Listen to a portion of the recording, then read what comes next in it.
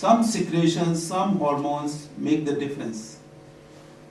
That some drug is effective in the hand of one healer rather than the other. Do we know what it is? Yeah. No, we'll take from both. Dr. Balam.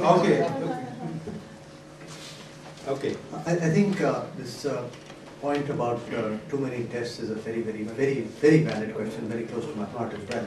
And I started a small society called SLIM, Society for Less Investigative Medicine. So the purpose is basically to do less tests, and our Dr. Goswami is a top-notch clinician, and he'll talk about how most of the diagnosis can be made without doing tests. The problem with what someone mentioned about is the lack of trust between the doctor and the patient. And the gentleman on the corner there also talked about good old paternalistic medicine, where the patient comes with everything and leaves it to the doctor to cure.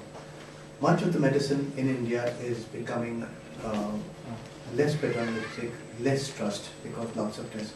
People are taking treatment on the telephone without even showing the patient.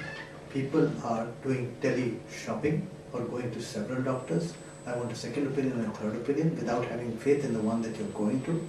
And the third biggest problem is a new doctor, and that is Dr. Google.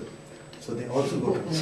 That's the most confusing. Yes. So Dr. Google is another huge confusion problem. So I would still feel that in our country, for the next few years, we do not have to do legal medicine or defensive medicine. We have to have faith in the physician and have trust, and that trust has to be built. And the role of society at large is to build back that trust which the doctor has, which the patient has on the doctors. And that is the most important thing.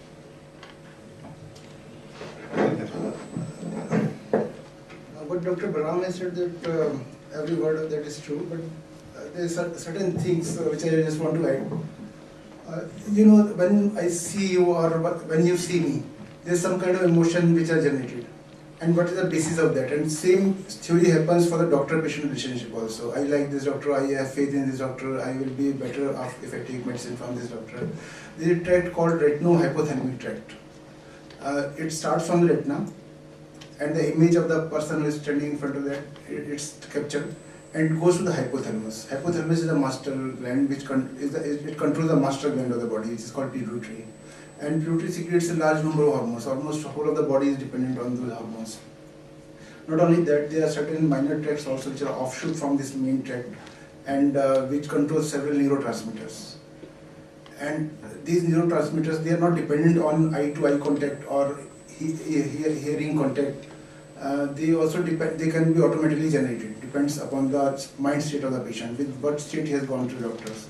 For example, for jealousy, without seeing, you can have this emotion of jealousy, and for example, there are certain other emotions also.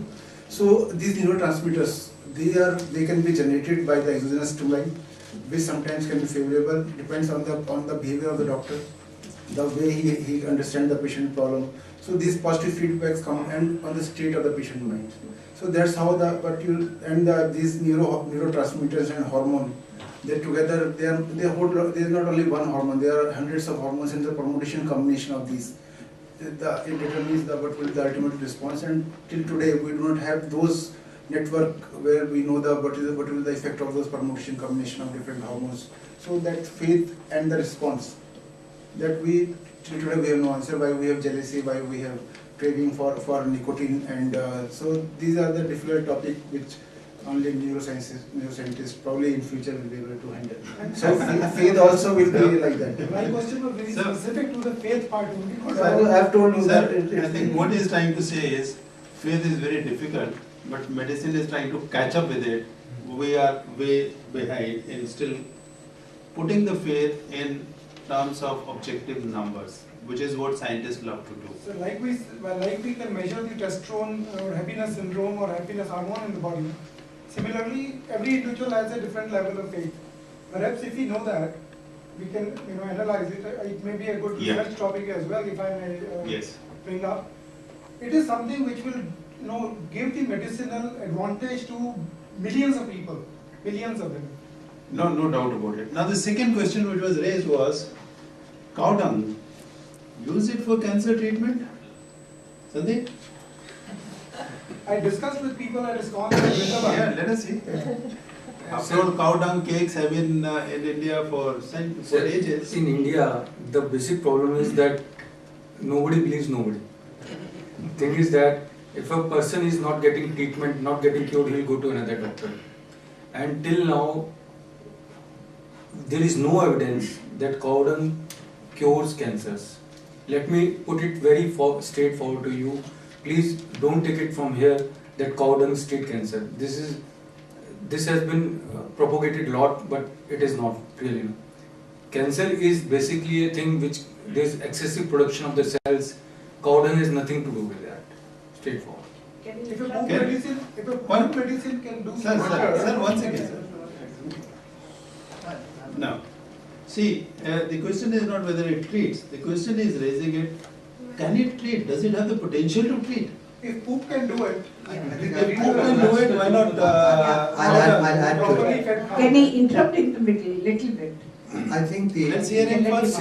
I think your It's a- point about cow dung curing cancer comes back from your first question. It is all about faith. And that if that faith is developed between a physician and a patient, that takes, obviously, he's talked about the hypothalamic tract.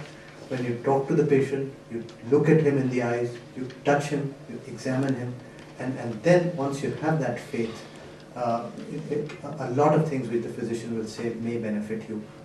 May have a placebo effect, may have a real effect.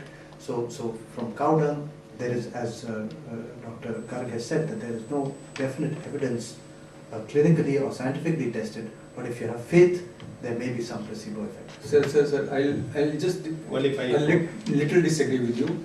See, a faith can give you a relief for some time. You know, it can help you for, but it will not cure the cancer. Absolutely. You should understand, cancer is a persistent growing of the tumor cells. Maybe that faith can reduce your troubles for some time, and you will feel good. But it will not going to cure that. But you know, our subject is medicine is stranger Okay. than fiction. So Okay. sometimes strange things do happen. So I'll just put it. We have had miracles happen. No. You see, miracles happen in medicine, everywhere they happen. Miracles happen to the extent where dead come out alive. So that does not become the rule. The question is, what you said about the cow dung. Medical science works on evidence. You show me the evidence, we do it. Where does faith come in? That evidence, if it says it is effective, the faith will make it more effective in a given case or will make it less effective in the hands of another healer. So faith cannot create, even though it has the potential to create. But in our science, it does not have the potential to create a benefit suo moto. It can only enhance or reduce the benefit. Have I got it right? Okay.